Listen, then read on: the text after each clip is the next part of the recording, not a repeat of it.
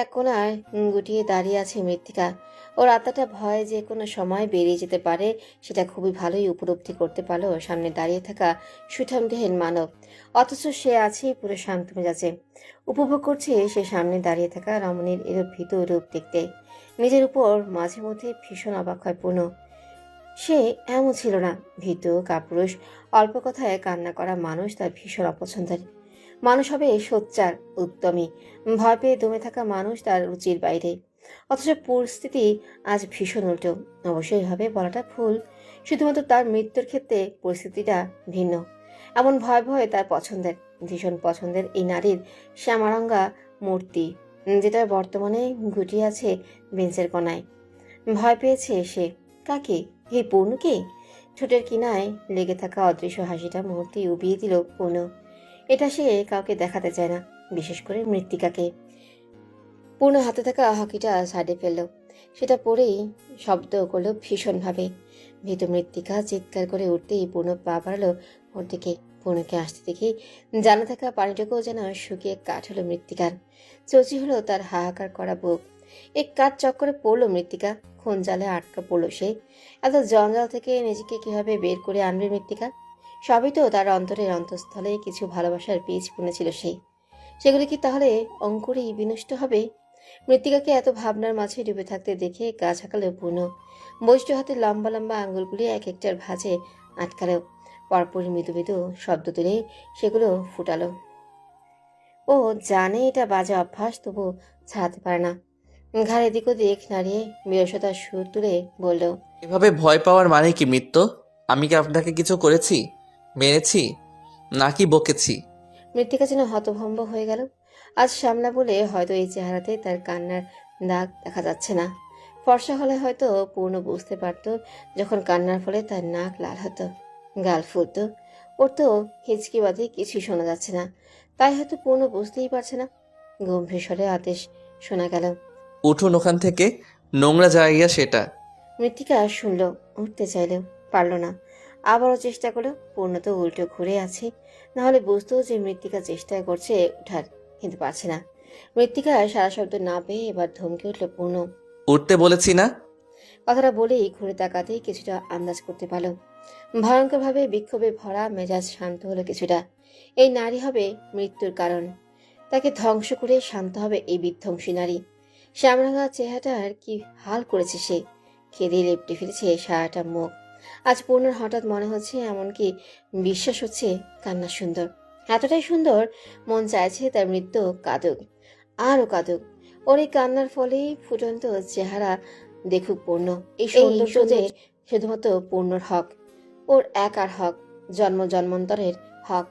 এগিয়ে এসে হাত বাড়ালো পূর্ণ, কিন্তু তা ধরল না মৃত্তিকা।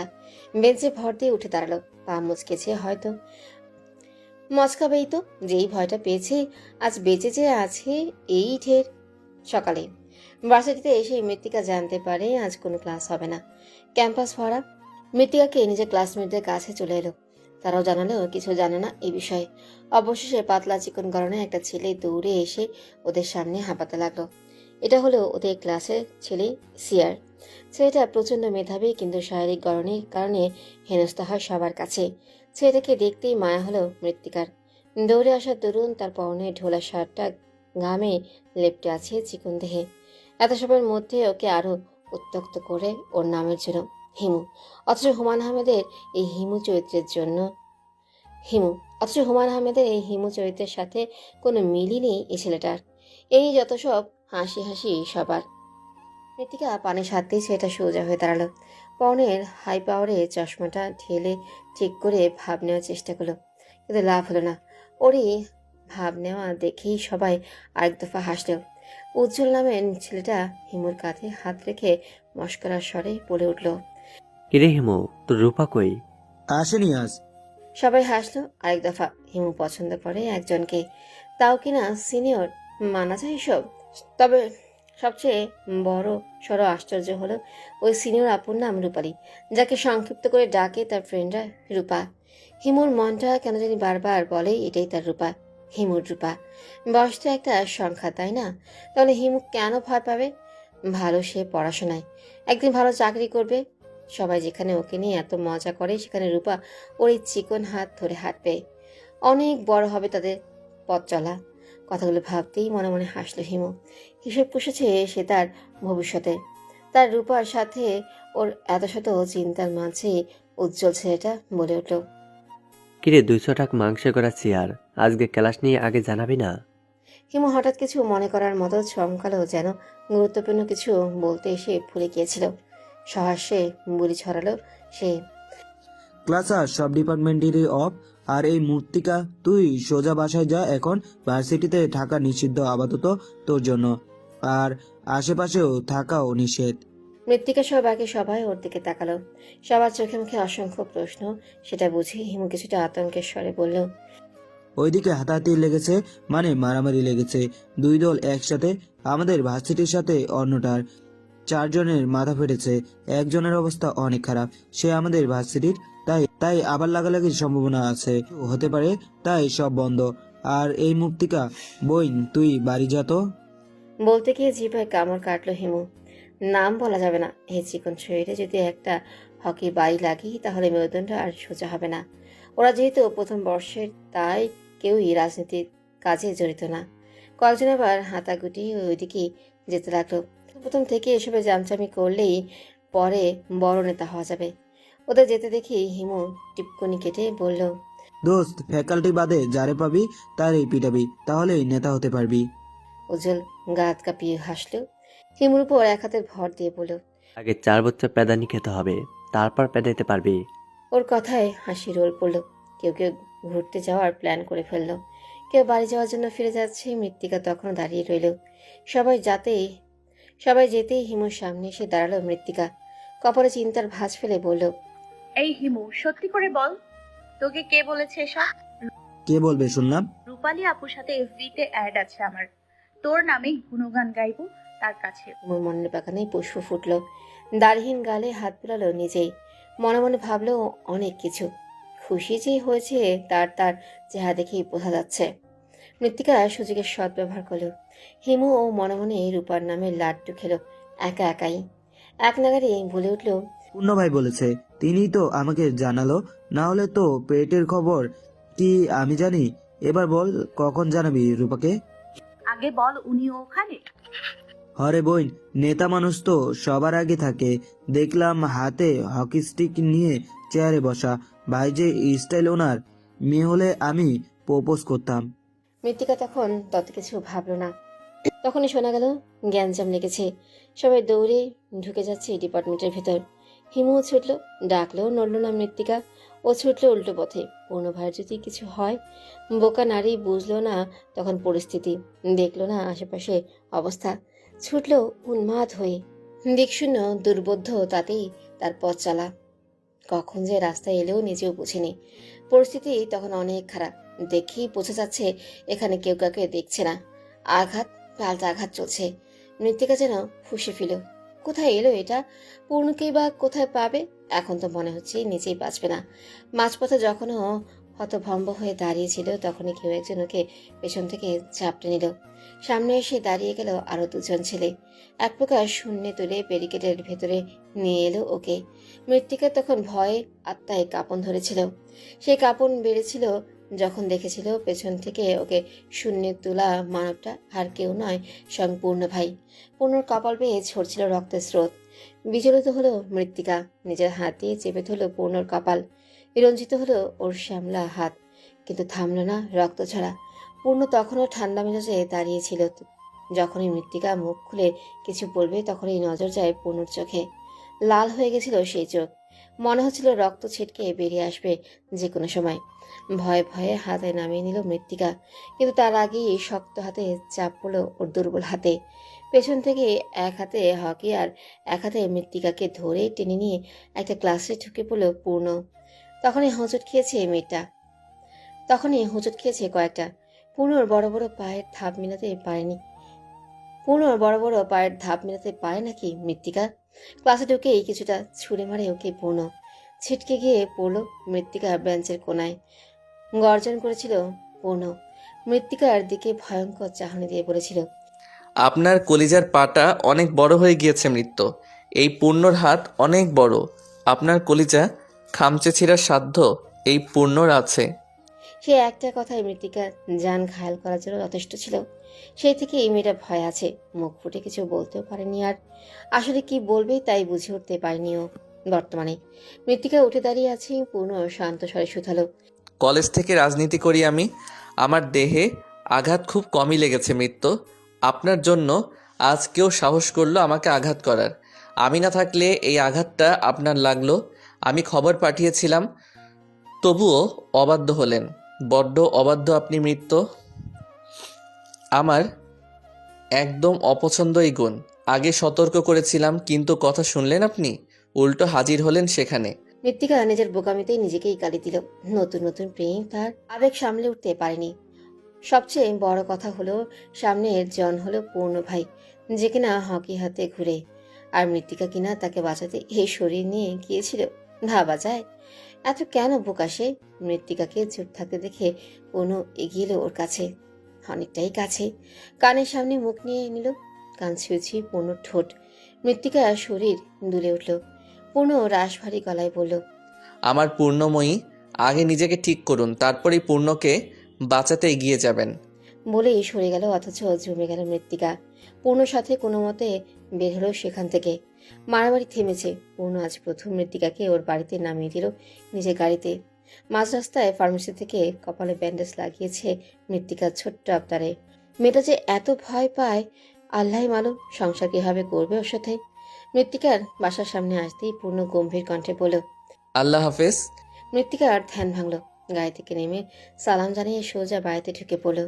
পেছনে রয়ে গেল পূর্ণ। তুষের আগুন জ্বলে উঠল তার হৃদয়, থেমে থেমে জ্বলতেই থাকে। এই নারী শ্যামারাঙ্গা দেহ, ভীতু মন, শান্ত রূপ সবই তাকে মোহিত করে, কাছে টানে। চলে গেল তার পূর্ণময়ী, অথচ রেখে গেল অনলে পুরা এক প্রেমিককে। নিজের উন্মুক্ত কোমরে পুরুষালী হাতের বাঁজে স্পর্শ অনুভব করল মৃত্তিকা। মুহূর্তে যেন সর্বাঙ্গ ঘিন ঘিন করে উঠল। শরীরে রক্ত সঞ্চালন বাড়ল চক্রবৃদ্ধি হারে। চারপাশে মানুষ কিচিজ করছে, এত ভিড়ের মাঝে যে কেউই এ আচরণ করতে পারে। কোনো মতেই পেছনে ঘুরলেও তেমন কাউকে সন্দেহ করে উঠতে পারল না। সবাই সবার মতো এখানে। ভয়ে বড়সড় ঢুকিল মৃত্তিকা।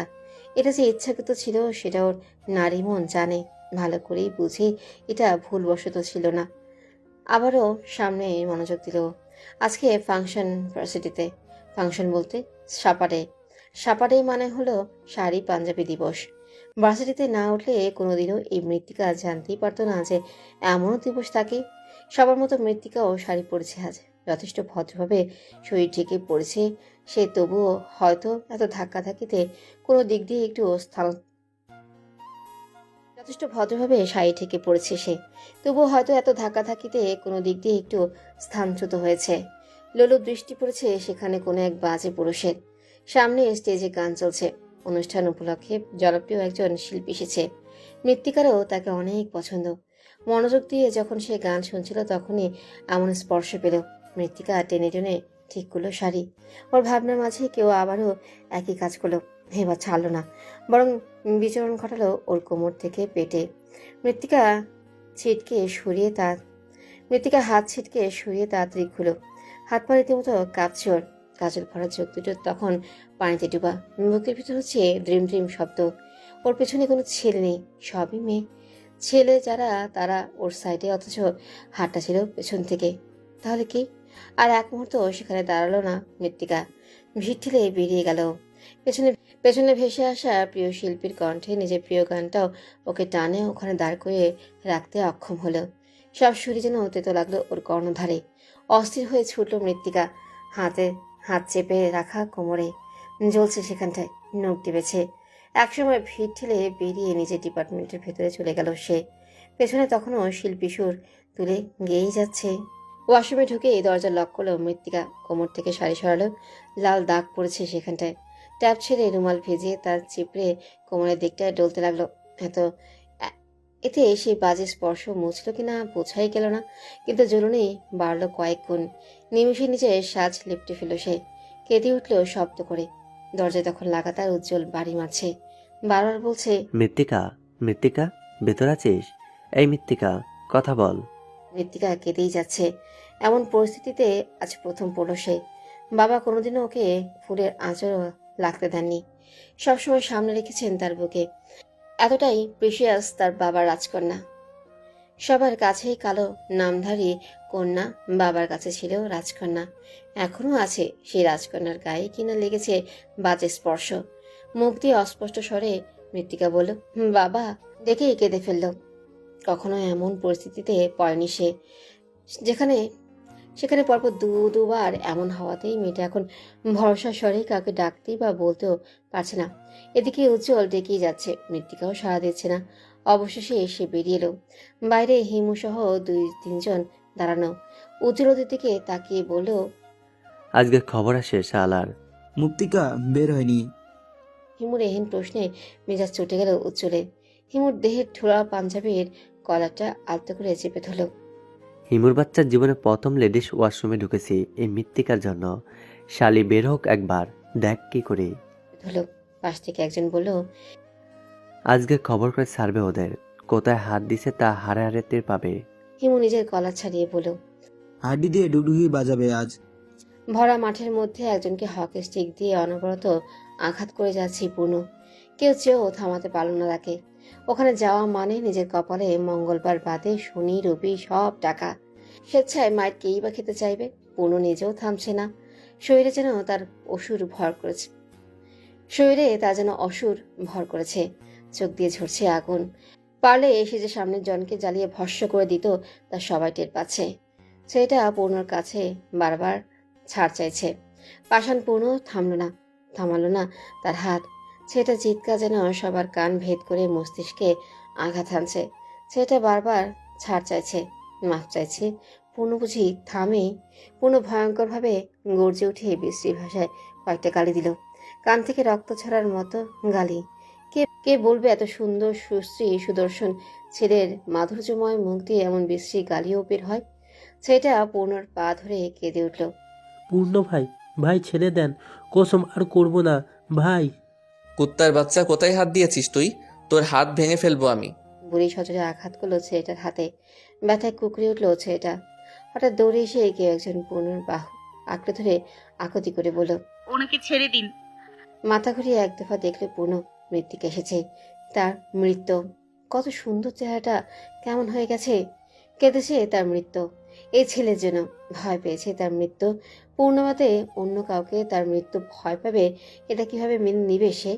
বিশ্বে এক গালি দিয়ে ছেলেটার পেটে আঘাত করে বলল, নেক্সট জানে মেরে দিব। তোর বাপদের বলিস আমার নাম। কথাটা বলি মৃত্তিকার হাত চেপে ধরল, হাঁটা দিল সামনের দিকে। মৃত্তিকা পূর্ণর মুখে গালি শুনেই ওর কান ঝাঁঝা করছে। এখনো যেন কানকে বিশ্বাস করে উঠতে পারছে না যে এমন বিশ্রী গালি পূর্ণ ভাই দিতে পারে। পরক্ষণে ওর মন বলে উঠল, কেন পারে না? অবশ্যই পারে। যারা রাজনীতি করে তারা তো গালি পারবেই। এক লাইন কথা বলায় তারা 3টা গালি দিবে, এটাই স্বাভাবিক, তাই না? একা একা এই কথাগুলো ভেবেই কুল পাচ্ছে না মৃত্তিকা। ধ্যান ভাঙলো যখন দেখলেও পূর্ণ ওর হাত ছেড়েছে। মাঝে মধ্যে অবাক হয় মৃত্তিকা পূর্ণর উপর।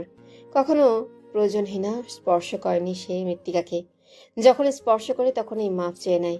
এই যে মৃত্তিকার অচেতন মন বলছে পূর্ণ ভাই এখন মাপ চাইবে ওর হাত ধরার জন্য। হলেও তাই। শোনা গেল তার পুরুষালী কথা। আমি দুঃখিত মৃত্যু, ইচ্ছে করে হাত ধরিনি। আপনি কি রেগে আছেন? মৃত্তিকাকে চুপ থাকতে দেখে কিছুটা ঘাবড়ালো পূর্ণ। অল্পতেই ঘাবড়ে যাওয়া পূর্ণর চরিত্রে নেই, অথচ আজ ঘাবড়েছে সে। আতঙ্ক ভরা কণ্ঠে জিজ্ঞেস করলো, মৃত্যু আমার কথা বলুন, অনেক ব্যথা লেগেছে। মৃত্তিকা কোনো কথাই বলছে না। হঠাৎ এমন কাণ্ড করলো সে চোখ ফাটা হলো পূর্ণর। মৃত্তিকা নিজের কোমরের দিক থেকে শাড়ির আঁচল সরিয়ে দিল। দৃশ্যমান হলো তার চিকন কোমর। মোটা নখ গেঁথেছে সেখানে। শ্যামলা চামড়ায় রক্ত জমাট বোঝাই যাচ্ছে। মৃত্তিকা যে এহেন আচরণ করে বসবে তা বুঝতে পারেনি পূর্ণ। যা দেখা সে দেখে নিয়েছে। সেকেন্ডের ব্যবধানে সরিয়ে নিল চোখ।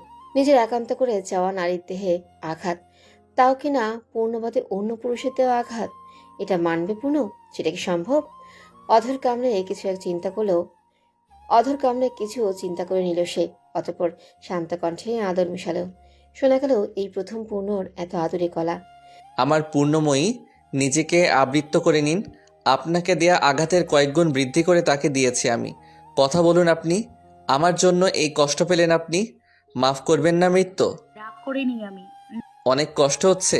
না, কিছু বলবেন? নিজেকে শক্ত রাখা শিখুন মৃত্যু। আমি বাদে অন্য কারো জন্য ভয় আপনার মনে থাকুক সেটা পছন্দ না। মৃত্তিকা চমকালো, ভরকালো। একটু আগেই কে আদর লাগিয়ে একটু আগে কে আদর লাগিয়ে কথা বলল, নরম গলায় কে তার হাল হকিকত জিজ্ঞেস করলো, এখন ধমকাচ্ছে, কড়া চোখে তাকিয়ে আছে তার দিকে। মৃত্তিকা ভেবে কুলি পায় না, দিশা হারায় বারবার। এই সিনিয়র ভাই এমন কেন? এই বরফতেই পানি, অদ্ভুত মানুষ। এক ক্লান্ত বিকেলে শারদীয় বাতাস বয়ে চলেছে। পরিশ্রান্ত সকল মানুষ এক টুকরো সুখ খুঁজতে হাজির হচ্ছে ব্যস্ত শহরের প্রাণকেন্দ্রে। অবশ্য এটা ছাত্রছাত্রীদের জন্য বলাই বাহুল্য। ক্লাস টাইম শেষ হতেই বন্ধু আর প্রিয়জনের সাথে আড্ডায় মেতে ওঠে তারা। কেউ আবার ব্যাগ কাঁধে ছুটে লাইব্রেরিতে। হিমু আবার এই দলের লোক। সে ছুটল লাইব্রেরির দিকে। নোটস সব আজই ঢুক নোটস সব আজই ঢুকেছে, সে এখন রিভাইজ দিবে। পকেট থেকে রুমালটা বের করে ক্লান্তিতে ভরা কপালটা মুছে দিল। বুকে বই, হাতে কলম তুলে কোনায় একটা সিটে গিয়ে মুখ গুছল বইতে। সময় গড়ালো, ঘন্টা পার হলো। হিমু খেয়াল করলো কেউ ওর দিকে গভীর দৃষ্টিতে তাকিয়ে। এতক্ষণ খেয়াল করেনি সে। হঠাৎ চোখ তুলে তাকাতেই দেখলো রূপা। হিমু, রূপা।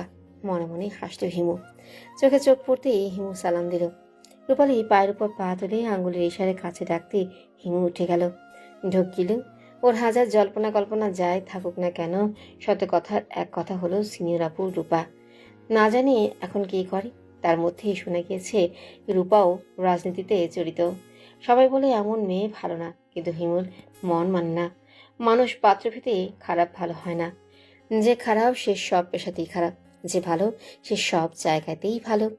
রূপার সামনে দাঁড়াতেই রূপা বিরক্ত হওয়ার কণ্ঠে জিজ্ঞেস করলো, কি এমন হাবার মতো তাকিয়ে আছো কেন? থতমত খেলো হিমু। কোনো মতেই বলল, সরি। কি সরি? সরি আপু। সরি আপু। গুড। নাম? হিমু। হঠাৎ হেসে উঠল রূপা। গমগমে গলায় বলল, আমার নাম জানো? জি, রূপা। ভুল, রূপালি হবে। নেক্সট থেকে জানি মনে থাকে। অনেক পড়েছে, এখন আউট হও। আর হ্যাঁ, এই সিট আমার। আর জানি না দেখি, যাও। প্রথম দিকে ভালোভাবে বললেও পরেরগুলো বলল ধমকে সুরে। হিমু চিকন শরীরের ভেতরে ছোট্ট বুকটা তখন ধুকপুক করছিল। কোনো মতে বই খাতা হাতে তুলে সালাম জানিয়ে বেরিয়ে গেল। এই সিনিয়র আপুর সাথে কিভাবে কৃষ্ণলীলা চালাবে সে? শুরুতেই তো পারলে ওকে থাপড়িয়ে দিত। ইস, কি বেজুতিটাই না হলো। হাত খোপা করা কোকড়ানো চুলগুলো উড়ে যাচ্ছে অনবরত। খোপাটা ঢোলা হয়ে গেছে। পূর্ণর সামনে চুল খুলে ঠিকও করতে পারছে না। কি একটা অবস্থা! মানল মৃত্তিকা যে সে শ্যামা অতটা সুন্দর না, তাই বলে কি পাগল হয়ে থাকবে এত সুন্দর পূর্ণ ভাইয়ের সামনে? একটু গুছিয়ে থাকা তো মন্দ না, কিন্তু এখন নিজেকে কিভাবে গুছাবে সে? পূর্ণ ভাই তাকে ওভাবেই নিয়ে এসেছে। আপাতত তারা একটা বাগানের মতো জায়গায় বসে আছে। আশেপাশে মানুষ আছে। নির্জন জায়গায় পূর্ণকে কখনো নিয়ে যায় না। পূর্ণ মৃত্তিকার হাবভাব খেয়াল করলো, নিজ থেকেই বলল, চুলগুলো ভালোভাবে বেঁধে নিন মৃত্যু। এখন তেমন কিছু বলছি না, বিয়েটা হোক, তখন অধিকার থাকবে আমার। হিজাব পরিয়ে রাখবো। অনুমতি পেয়ে চুল বাঁধতে গিয়ে পূর্ণ অধিকার আর বিয়ের কথা শুনে হাত ফসকে চুল ছড়িয়ে গেল। শরতের আগমনী বাতাস তুলিয়ে নিল তার চুলগুলো।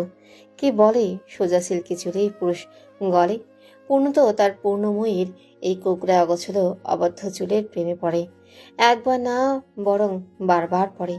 এই তো এখনই মন চাইছে তার মৃত্যুর চুলে নাক টিপাতে। নিশ্চিত কোনো এক আবেশিত ঘ্রাণ আছে তাতে। মৃত্তিকা চুল বেঁধেই দেখলো পূর্ণ তার থেকে ঘায়াল দৃষ্টিতে তাকিয়ে আছে। মৃদু শব্দে মৃত্তিকা জিজ্ঞেস করলো, কিছু বলবেন? আমার পাপ করতে মন চাইছে মৃত্যু, একটু পাপ করি। পাপের বিনাশের শাস্তিটা কি খুব কঠিন হবে? পূর্ণর এহেন আবদারে শরীর শিউরে উঠল মৃত্তিকার। কিসের পাপ করতে চায় পূর্ণ? তবে কি পূর্ণ বাকেদের মতোই মৃত্তিকার নারী দেহেই কি তার সুখ নিহিত? মৃত্তিকার চোখ জুড়ে তখন ভয়। তাহলে কি সব রাজনীতির সাথে জড়িত পুরুষই নারী লোভী?